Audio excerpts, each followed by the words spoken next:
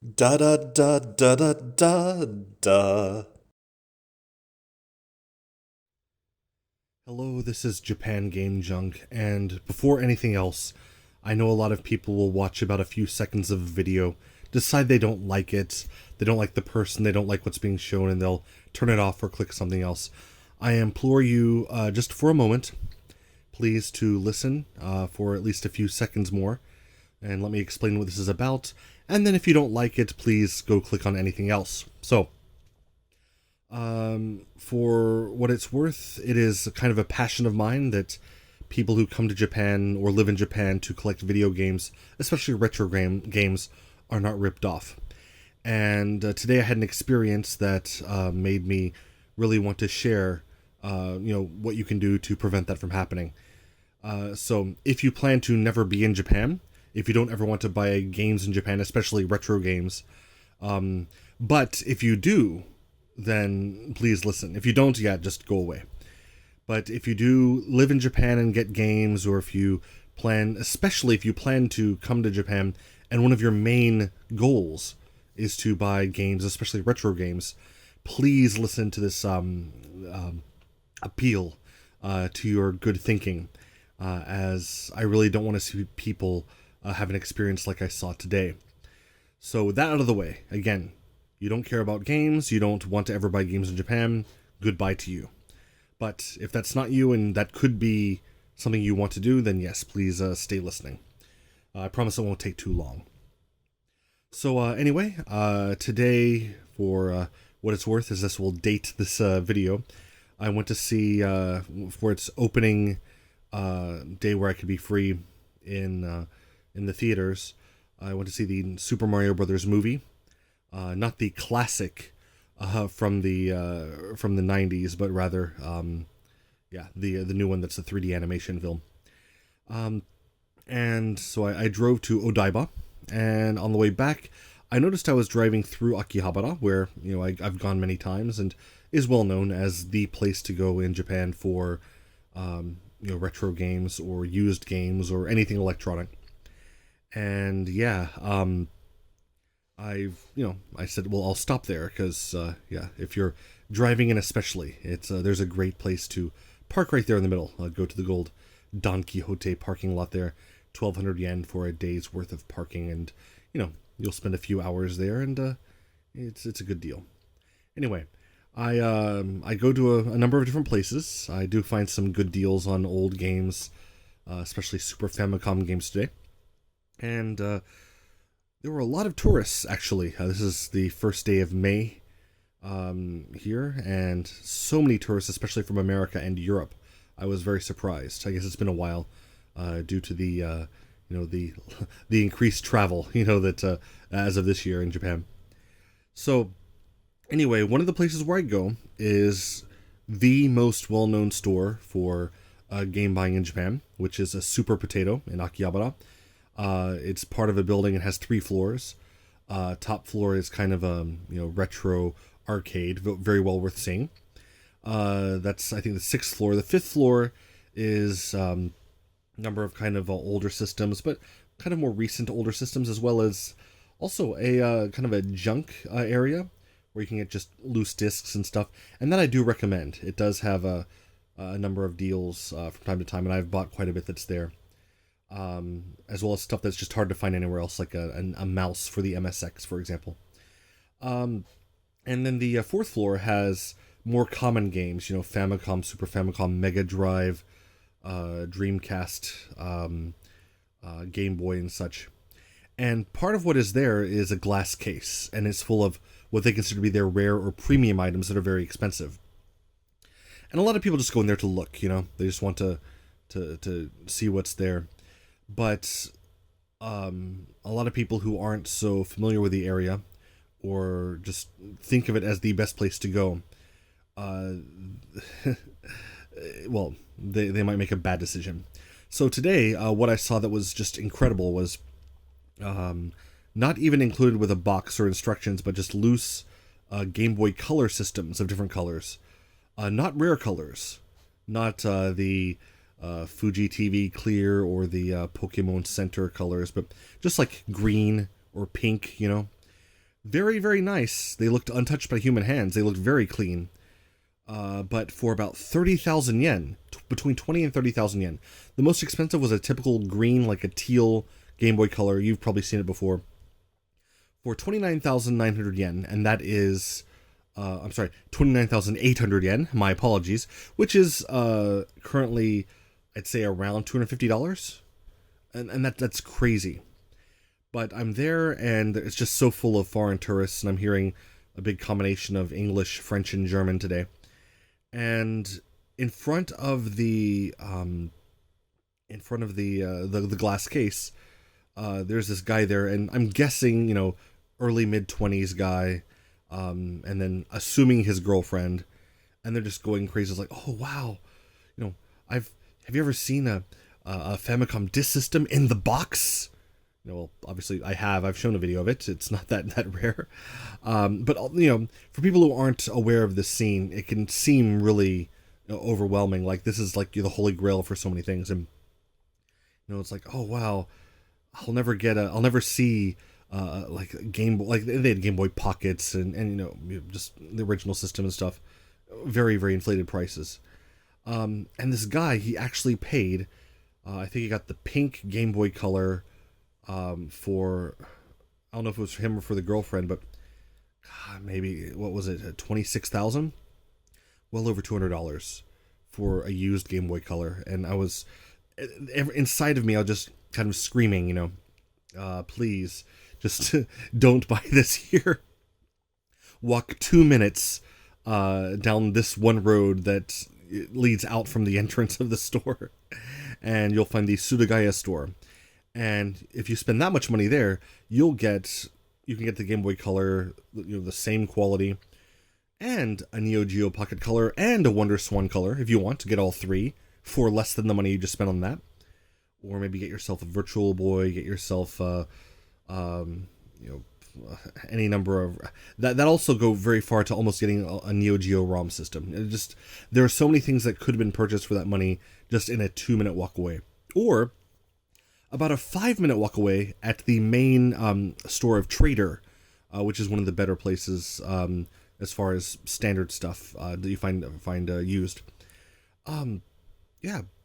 They had the Pokemon like rare special edition Game Boy Color that has all the characters on the screen, outline, and including the box, including everything, very good condition for basically the same price as that regular old find anywhere Game Boy Color in Super Potato.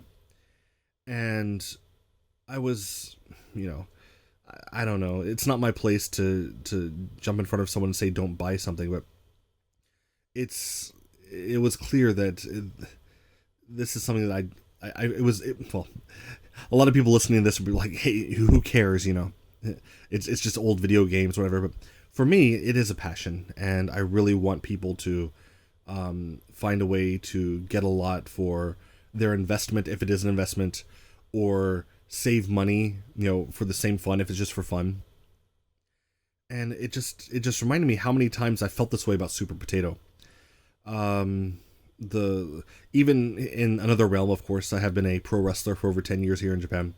And so watching, say, American pro wrestling, one of the most famous wrestlers in the past couple of decades is AJ Styles, who's a known video game player. And he had a documentary on the WWE Network where he was talking about going to the Beast in the East special, where I was in attendance there as well. And he showed himself going to Super Potato. And they have pictures of his autograph there in the store.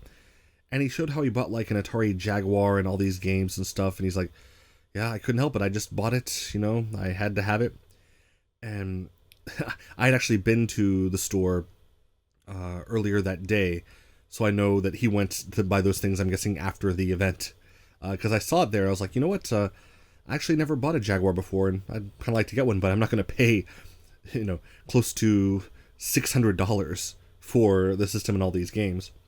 But I guess he did, and obviously he's very wealthy and well known. He, if he wants to have it, he deserves it. But if you'd gone to the Liberty store, for example, another used shop that's in the area, less than 5 minutes walk away, then the console would have been less than half that.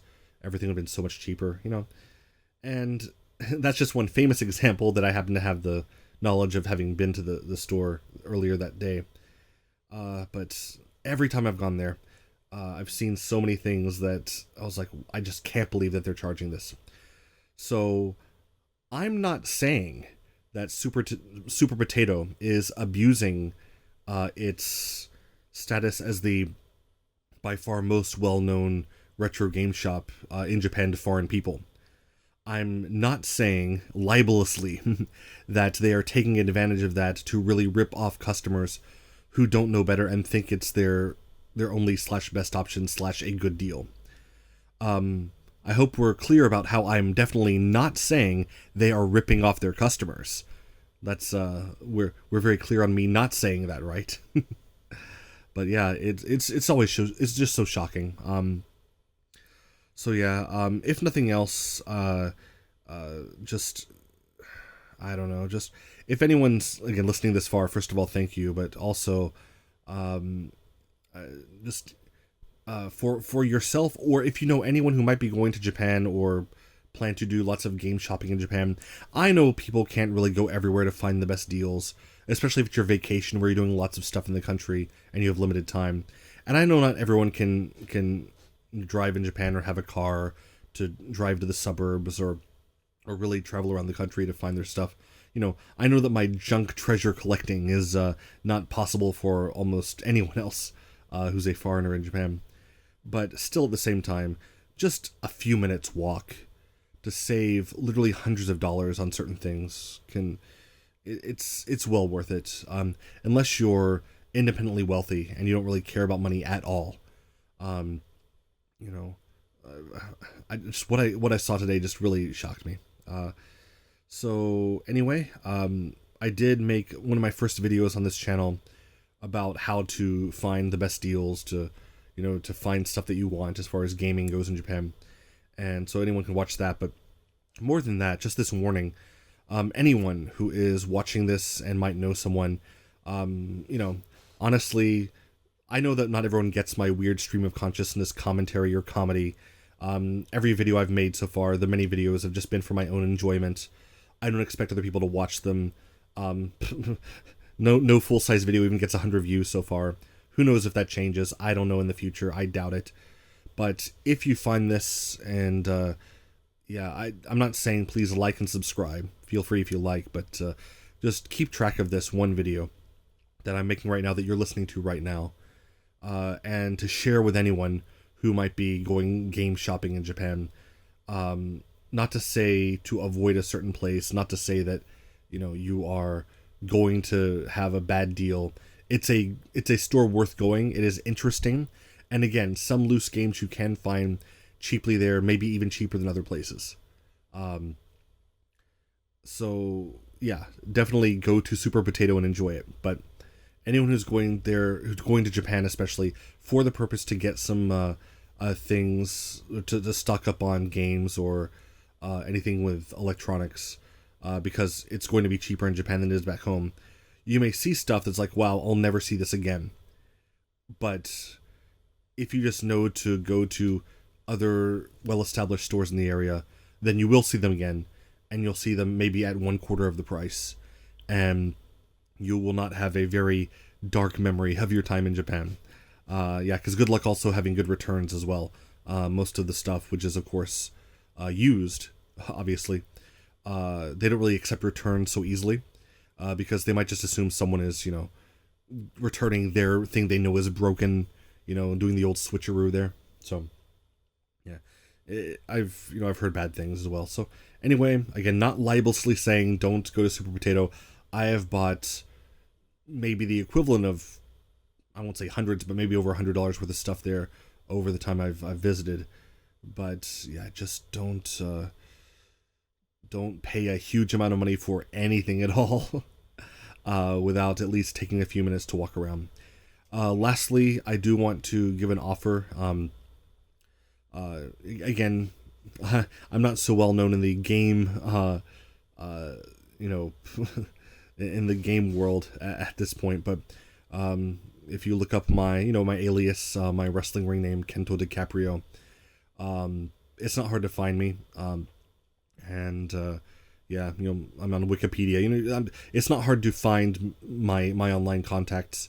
For anyone who is actually making the effort to make a trip, an expensive trip to Japan, where one of your goals is to go game shopping, I'm not going to tour you around, of course, but maybe send me an email or something, and I'd be really happy if I could at least give advice or before your arrival or whatever, just to really make sure, especially if something you're looking for, that could really help help make your trip so much more inexpensive as well as productive.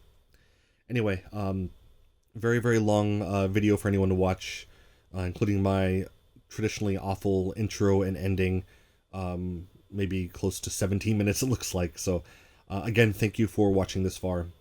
But yeah, like I said, I just want to share this story and this anecdote, so that, again, you can, in the future, you yourself, someone you know, can have a better time going to Akihabara in Japan. I do go, like I said, often. Average of about maybe once a month, I think. So anyway, want to make sure that your time is good, because I try to make my time good. And your time that you've spent for me thus far, I hope has been good. And yeah, that's enough. Have a great day. If you're watching this in contemplation of coming to Japan, have a great trip to Japan. And if you disagree with what I'm saying, first of all, good luck in running your super potato shop. Secondly, I'm not trying to hurt anyone, and I'm not trying to defame your favorite shop or whatever. Just yeah, hoping that you learn that shopping around is easy and worthwhile and very fun as well. Again, I don't collect thousands of games without picking up a thing or two. Thanks again. Have a good morning, day, evening, whatever. And if you are interested at all, feel free to watch all of my other terrible videos. Thank you. Da da da da da da da da da da da.